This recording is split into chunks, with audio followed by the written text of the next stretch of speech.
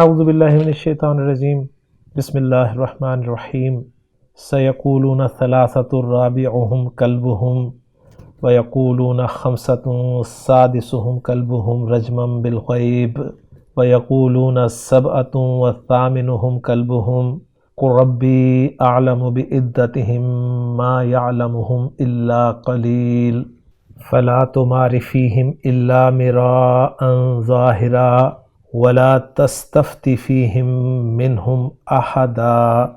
صدق اللہ العظیم۔ رب اشرح لی صدری ویسر لی امری واحلل عقدۃ من لسانی یفقہوا قولی رب یسر ولا تعسر وتمم بالخیر آمین یا رب العالمین۔ سورۃ الکہف کی آیت نمبر 22 جو کہ تیسرے رکوع کی آخری آیت ہے، آج کے لیکچر میں ہم گرامیٹیکلی انالائز کرنے کی کوشش کر رہے ہیں۔ آیت کی تلاوت ابھی آپ نے سن لی ہے۔ آیت میں ہمیں وقف کی 5 علامات نظر آ رہی ہیں، لہٰذا اس آیت کے ہم حصے کریں گے 6۔ پہلا حصہ ہوگا سیقولون ثلاثۃ رابعہم کلبہم، دوسرا ہوگا ویقولون خمسۃ سادسہم کلبہم رجما بالغیب، تیسرا ہوگا ویقولون سبعۃ وثامنہم کلبہم، چوتھا ہوگا قل ربی اعلم بعدتہم ما یعلمہم الا قلیل، پانچواں ہوگا فلا تمار فیہم الا مراء ظاہرا، اور چھٹا اور آخری ہوگا ولا تستفت فیہم منہم احدا۔ اب جو پہلا حصہ ہے اس کے الفاظ سے بات کریں گے۔ پہلے حصے میں پہلا لفظ ہے سین جو کہ حرف ہے، حرف استقبال ہے، فعل مضارع سے پہلے آتا ہے اور فعل مضارع کو مستقبل کے ساتھ خاص کر دیتا ہے۔ دوسرا لفظ ہے یقولون۔ یقولون کو ہم بریک کریں تو اس میں ہمیں فعل کے علاوہ فاعل اور ایک نون نظر آ رہا ہے جو کہ نون اعرابی کہلاتا ہے۔ یہ جمع مذکر غائب کا صیغہ ہے، فعل معروف ہے، قاف لام حروف مادہ سے قال یقول اور واو ضمیر مرفوع متصل اس کا فاعل ہے۔ اگلا لفظ ہے ثلاثۃ، عربی زبان میں 3 کے لیے یہ لفظ استعمال ہوتا ہے۔ اگلا لفظ ہے رابع۔ رابع جو ہے یہ چوتھے کے لیے لفظ استعمال ہوتا ہے، یعنی فورتھ جسے ہم کہتے ہیں نا انگریزی میں، اردو میں ہم کہتے ہیں نا پہلا، دوسرا، تیسرا، چوتھا، تو یہ چوتھا جو ہے یہ رابعن ہے جس کی تنوین ہٹی ہوئی ہے اور اس کی وجہ آپ کو معلوم ہے۔ رابعوں کے ساتھ ہم ضمیر مجرور متصل جمع مذکر غائب کی لگی ہوئی ہے، اور اس کے بعد اگلا لفظ ہے کلب جو کہ کتے کے لیے استعمال ہوتا ہے، اور کلب لفظ کے ساتھ ضمیر مجرور متصل جمع مذکر غائب کی لگی ہوئی ہے۔ اب ان الفاظ کو جوڑ کر ہم جملہ بنانے کی کوشش کرتے ہیں۔ یقولون فعل با فاعل ہے، واو ضمیر مرفوع متصل اس کا فاعل ہے، فعل اور فاعل آگے۔ اب ہمیں چاہیے مقول القول جسے ہم مفعول بھی بنائیں گے، اس کے لیے ہمیں ثلاثۃ رابعہم کلبہم الفاظ نظر آ رہے ہیں۔ مقول القول عام طور پہ جملہ ہوتا ہے اور یہاں پر ہمیں ثلاثۃ نظر آ رہا ہے، تو ہم اس سے پہلے ایک ضمیر محذوف مان لیں گے ہم کی، جسے ہم مبتدا بنا لیں گے، گویا ہم کہیں گے یقولون ہم ثلاثۃ، کہ وہ 3 ہیں۔ اب یہاں ایک سوال پیدا ہو سکتا ہے کہ ہم ثلاثۃ میں اگر ہم مبتدا بنے تو ثلاثۃ تو مؤنث لفظ ہے، تو آپ جانتے ہیں کہ گنتی میں 3 سے لے کے 10 تک اگر معدود مذکر ہو تو اس کے لیے عدد جو ہے وہ گولتا والا استعمال کیا جاتا ہے، تو گویا اصل میں تھا ہم ثلاثۃ اشخاص یا ہم ثلاثۃ رجال، کیونکہ شخص اور رجل لفظ مذکر ہے لہٰذا ان کے لیے عدد جو ہے وہ پھر گولتا والا استعمال کیا جائے گا۔ اب ہم ثلاثۃ جملہ اسمیہ جو ہے یہ محلاً منصوب مفعول بھی بن جائے گا، مقول القول ہو جائے گا یقولون فعل کے لیے، اور پھر فعل یقولون اپنے فاعل اور اپنے مفعول بھی سے مل کر جملہ فعلیہ بن جائے گا۔ اب آگے جو آ رہا ہے نا رابعہم کلبہم، اس کو ہم انالائز کریں تو رابعہم مضاف مضاف الیہ ہو کر مبتدا بن جائے گا اور کلبہم مضاف مضاف الیہ ہو کر خبر بن جائے گا، گویا یہ بھی ایک جملہ اسمیہ کی صورت میں ہمارے سامنے آ رہا ہے۔ اب یہ جملہ اسمیہ ہم کیا بنائیں گے؟ تو ایک رائے تو یہ ہے کہ اس کو ہم ثلاثۃ نکرہ کے بعد آنے کی وجہ سے صفت بنا دیں ثلاثۃ کی، اور دوسری رائے یہ ہے کہ اس کو ہم جو مبتدا محذوف مانا ہے نا ہم نے، اس کے لیے خبر بنا دیں۔ تو دونوں آراء میں نے آپ کے سامنے رکھ دی ہیں۔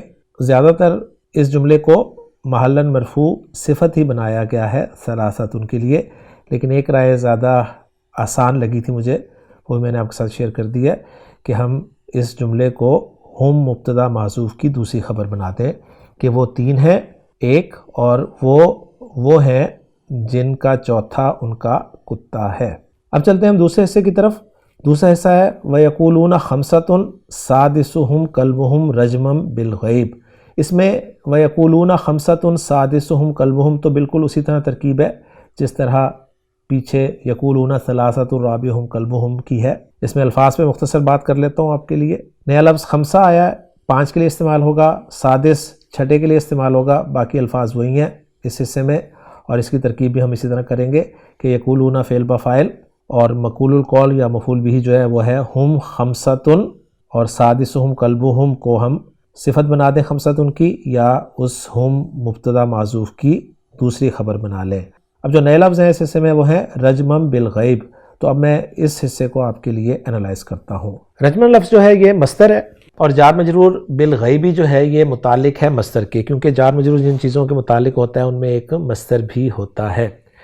اب یہ جو مصدر ہے اس کو آپ جانتے ہیں کہ ہم اسم الفاعل یا اسم مفعول کی تعویل میں کر کے حال بنا سکتے ہیں۔ تو ایک رائے تو یہ ہے کہ رجمن جو ہے یہ حال ہے سیقولون اور یقولون کی ضمیر فاعل سے، اور دوسری رائے یہ ہے کہ یہ مفعول مطلق ہے فعل محذوف کے لیے، یعنی یرجمون رجمن۔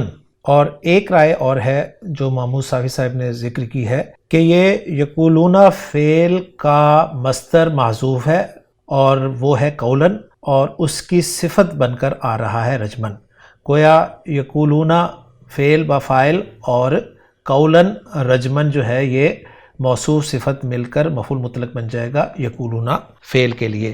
تو یہ ساری جو آراء تھیں اس کے بارے میں نے آپ کے ساتھ شیئر کر دی ہیں۔ اگلا حصہ جو ہے وہ ہے وَيَقُولُونَ سَبْعَةٌ وَثَامِنُهُمْ كَلْبُهُمْ، اس میں ترکیب تقریباً ویسے ہی ہوگی، صرف ایک حرف جو ہے وہ زائد ہے، وہ ہے واو، باقی دیکھیں آپ اسلوب وہی ہے وَيَقُولُونَ سَبْعَةٌ ثَامِنُهُمْ كَلْبُهُمْ۔ تو اس میں سبعتن کا لفظ جو ہے یہ 7 کے لیے استعمال ہوتا ہے، اور ثامن کا لفظ جو ہے یہ 8ویں کے لیے استعمال ہوتا ہے۔ یہ جو واو ہے اس کے بارے میں تفسیر جلالین میں تفصیل سے ذکر کیا گیا ہے کہ یہ واو جو ہے یہ زائدہ ہے تاکیدی معنی کا لحاظ کیے بغیر یا تاکیدی معنی کا لحاظ کرتے ہوئے، یعنی جو زائد حروف ہوتے ہیں آپ کو پتہ ہے وہ تاکید کے لیے ہی استعمال ہوتے ہیں، تو بتا رہے ہیں کہ یہاں پر واو زائد ہے تاکیدی معنی کا لحاظ کیے بغیر یا تاکیدی معنی کا لحاظ کرتے ہوئے، یعنی اتصاف موصوف بالصفت کی تاکید کے لیے، یعنی دلالت کے لیے ہے۔ اس لیے کہ جب موصوف صفت کے ساتھ متصف ہوگا تو موصوف کا وجود لازمی ہوگا، کیونکہ صفت موصوف کے بغیر موجود نہیں ہو سکتی۔ مطلب یہ ہوا کہ اصحاب کہف کتے کے ساتھ مل کر 8 ہو گئے، یعنی وہ 7 تھے، کتا 8واں ہوا۔ اور ایک رائے تفسیر جلالین میں ہی ذکر کی گئی ہے کہ واو جو ہے یہ تفسیریہ ہے، یعنی ای کے معنی میں ہے۔ تو یہ 2 قول جو تھے تفسیر جلالین میں اس واو کے بارے میں ذکر کیے گئے ہیں، باقی ترکیب اسی طرح ہے۔ اب چلتے ہیں ہم اگلے حصے کی طرف۔ اگلا حصہ ہے قُلْ رَبِّ أَعْلَمُ بِعِدَّتِهِمْ مَا يَعْلَمُهُمْ إِلَّا قَلِيلٌ، اس کے ہم 2 حصے کر دیں گے، ایک ہوگا قُلْ رَبِّ أَعْلَمُ بِعِدَّتِهِمْ اور دوسرا ہوگا مَا يَعْلَمُهُمْ إِلَّا قَلِيلٌ۔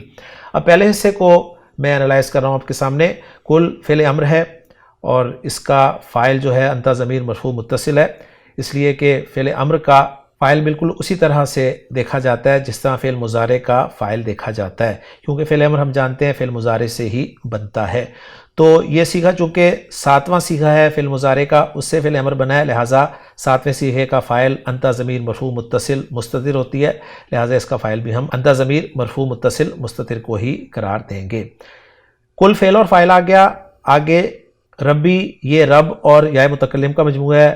رب یہاں پر مرفوع ہے، یا متکلم کی وجہ سے اس پر زیر آئی ہوئی ہے۔ ربی مضاف مضاف الیہ ہو کر مبتدا بن رہا ہے، اور عالم جو ہے صیغہ اسم تفضیل ہے واحد مذکر کے لیے۔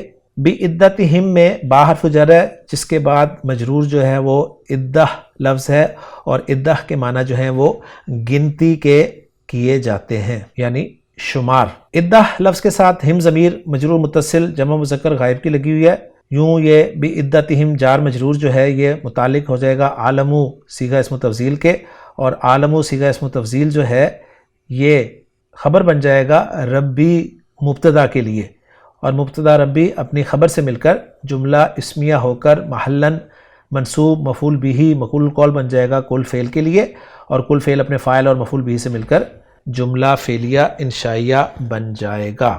اس کے بعد اس حصے میں جو دوسرا حصہ ہم نے کیا ہے وہ ہے ما یعلمہم الا قلیل۔ ما یہاں پر حرف نفی ہے کیونکہ آگے لا آ رہا ہے، اور الا یہاں پر استثناء کے لیے نہیں بلکہ حصر کے لیے آیا ہے۔ یعلم فعل مضارع واحد مذکر غائب کا صیغہ ہے، اور یہ وہ صیغہ ہے جس کا فاعل آگے ظاہر ہو کر آ سکتا ہے۔ ہم ضمیر منصوب متصل جمع مذکر غائب کی ہے، اور قلیل کا لفظ فعیل کے وزن پہ صفت مشبہ کا صیغہ ہے جس کے معنی تھوڑے کے ہوتے ہیں۔ لہٰذا یعلمہم قلیل فعل مفعول اور فاعل جملہ فعلیہ ہو کر الگ سے جملہ بن رہا ہے، اور اس میں حصر کا مفہوم پیدا ہو جائے گا کہ نہیں جانتے انہیں مگر تھوڑے ہی۔ اب جو اگلا جملہ ہے وہ ہے فلا تماری فیہم الا مراء ظاہرا۔ اس میں فا جو ہے اس کو فصیحہ مانا گیا ہے، یعنی یہاں پر ایک شرط جو ہے وہ محذوف ہے جس کے جواب پر یہ فا جو ہے وہ داخل ہو رہا ہے۔ لا جو ہے یہ ناہیہ ہے، اس لیے کہ اس کے بعد جو فعل مضارع آ رہا ہے وہ فعل مضارع مجزوم ہے۔ علامت مضارع آپ پیش کے ساتھ دیکھ رہے ہیں اور آپ کو الف نظر آ رہا ہے بیچ میں، تو یہ باب مفعلہ کا لفظ ہے۔